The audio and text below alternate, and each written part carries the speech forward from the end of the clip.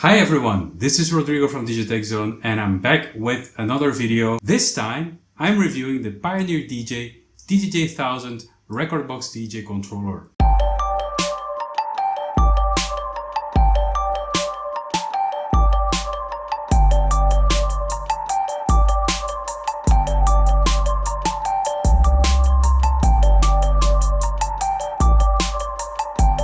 The DDJ-1000 is a brand new DJ controller from Pioneer DJ, designed exclusively for Rekordbox DJ. It doesn't work on any other DJ software.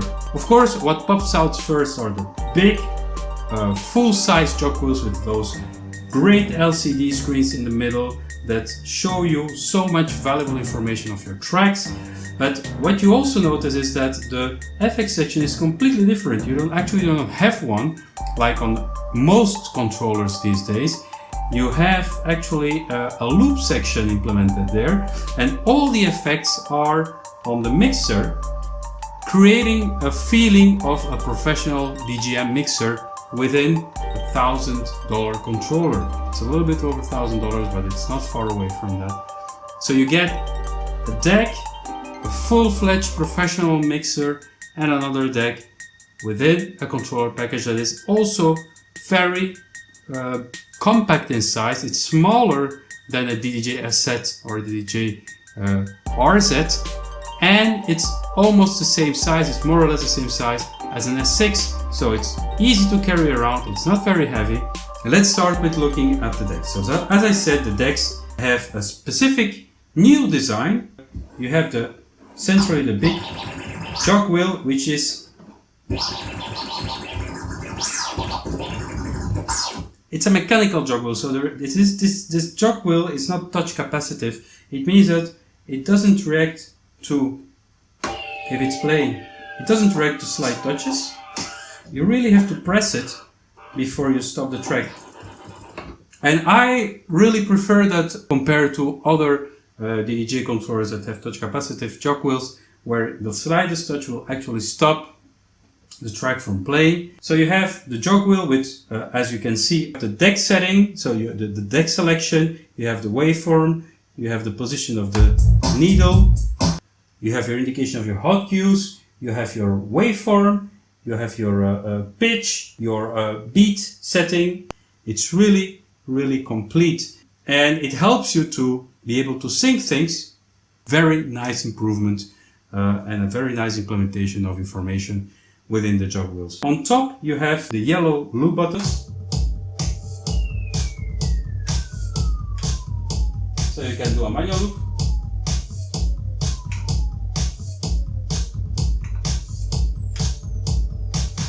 Or you can set automatic 4-beat loop.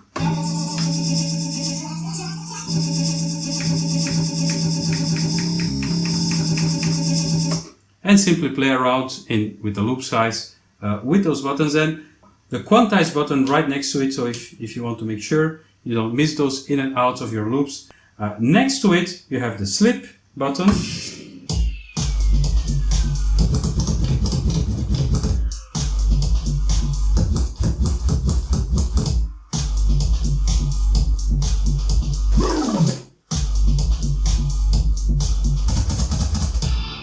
Next to that you have the browser, and since this controller has two dual USB inputs, there is little that this controller doesn't have. Actually, you have dual USB input, you have two sound cards, so you have one sound card per deck, sorry, and so you can independently select tracks with independent knobs, which again helps you to get this feeling of two decks and a mixer. You have some usual view buttons there to help you select the view in Rekordbox DJ that you want to have, and a back button, and also very cool, a jog adjust, a tension adjust.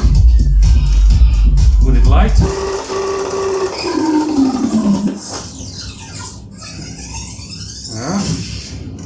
And I put it heavy.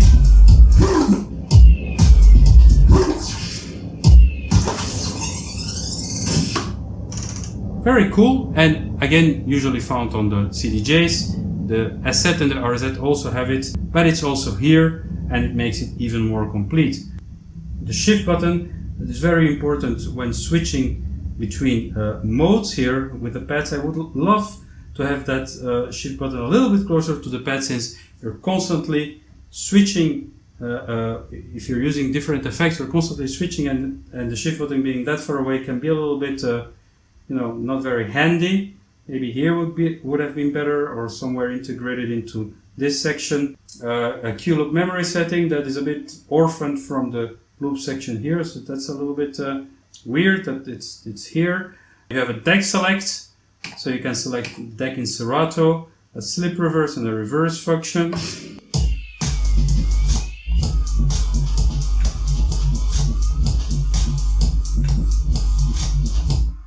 Always a cool effect when you're playing, the slip reverse, which keeps everything in tempo while you're playing. The pads themselves are designed around Rekordbox DJ, as I said, and you have, of course, the traditional hot cues, pad effects,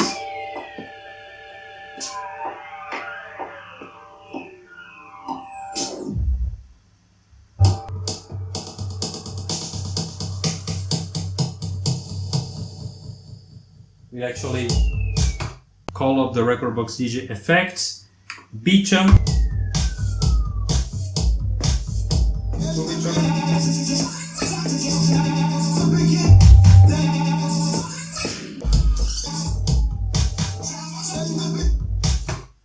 the sampler, and then underneath the shift you have stuff like the keyboard,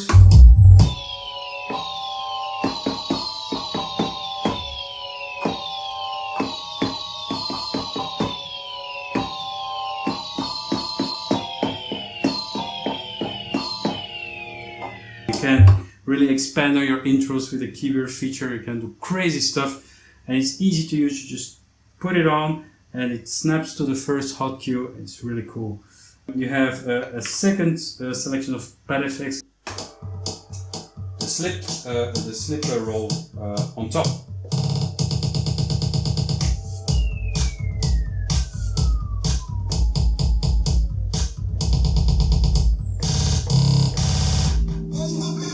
And you also see on the screen what you are using, which is really handy because you don't need to go to the computer screen to see which pad houses which effect or which slip roll size. Of course, after a while you get used to it and just know instinctively what pad to touch. Then we have the beat loop.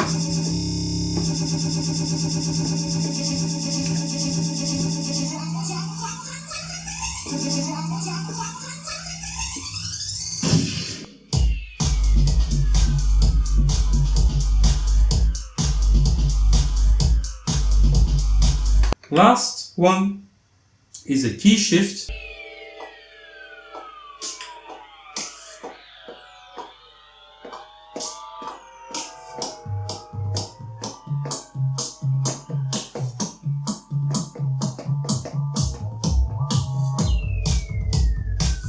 Again, tone play is really made easy with this. It's amazing to use. I think it's really great. So those are in a quick review all the performance pad functions. You also have key sync and key reset buttons to sync your keys between decks and reset the key, of course. A long throw pitch fader, a little bit tucked away under the jog wheel, so it's a little bit cramped in there. As I said, it's a small controller with a lot of functionality, so things might feel a little bit cramped, but that's a price to pay for having so much functionalities in this form factor. Let's go to the mixer. So the mixer on the DDJ-1000 is a 4-channel, completely maxed out mixer like a DJM setup. It has everything you could wish for in a mixer, and the way things are implemented are really smart. For example, you have the possibility for each channel to switch between USB A, B and the line mode, which is input. So we'll leave it on A there. So it's very easy. It's easier, in my opinion, than on other DDJ controllers to assign a channel to a specific USB connection. It's very easy to switch between DJs here. I mean, this is truly, to be honest, a machine that can be sitting in a small club and professional DJs can come to it.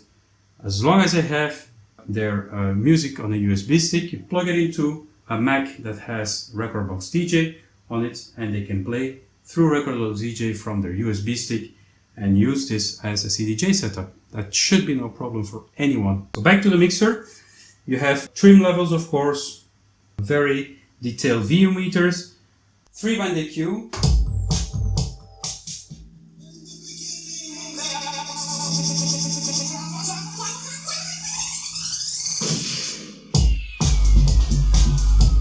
and then we have the color button, which is connected to the sound power effects.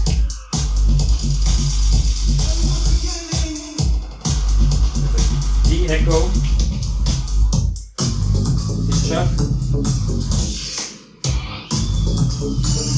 pretty cool actually. Noise.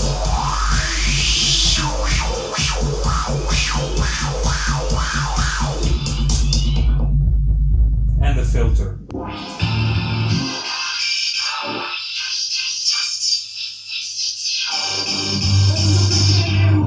You have a section that belongs to the sampler Q and sampler volume, of course, the headphone section with your level and your mixing between Q, your mixing setting between Q and master, and your mic section with double microphone control, off, on and talk over settings, high and low EQ for your microphone, pretty amazing on this mixer, and of course Q buttons, nice pitch faders that are sturdy, that are resistant. I like them like that. These are one of my preferred line faders on a DDJ controller so far. A through B setting, a Magwell fader that is buttery smooth, really nice to use. And of course you have the master level, booth monitor, the master level with your master output view meter, the booth monitor, a Q for the master, and then your beat effects section. And this is truly great, because what it does, it actually uses the effects engine in Rekordbox, but it uses it through the mixer, so you get the impression you are using a hardware DJM mixer, and it helps you to get used to the workflow of a DJM mixer, which is completely different than having the effects on top of each deck. It forces you to work differently with your effects, because you only have one FX section if you want, and you need to be smart about applying it to the right channel or to the master, and that's a big difference. Also, I didn't mention you can apply the effects to the microphones as well, so you can apply any of these effects here to the microphone output. Pretty amazing. This one is a low cut echo, so it's an echo that cuts out the low frequencies.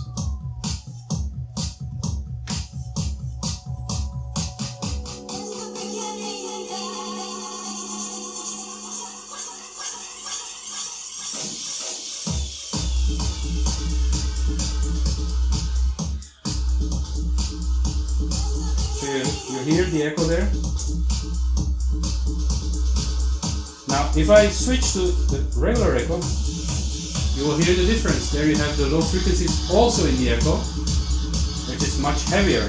You have a small screen to, you can see the beat selection of the effect on the screen and which effect is selected, which is handy. On the back of the DDJ-1000 we have, of course, an XLR master out. We have, of course, a Kingston lock as well. We have an RCA master out and a TRS booth out.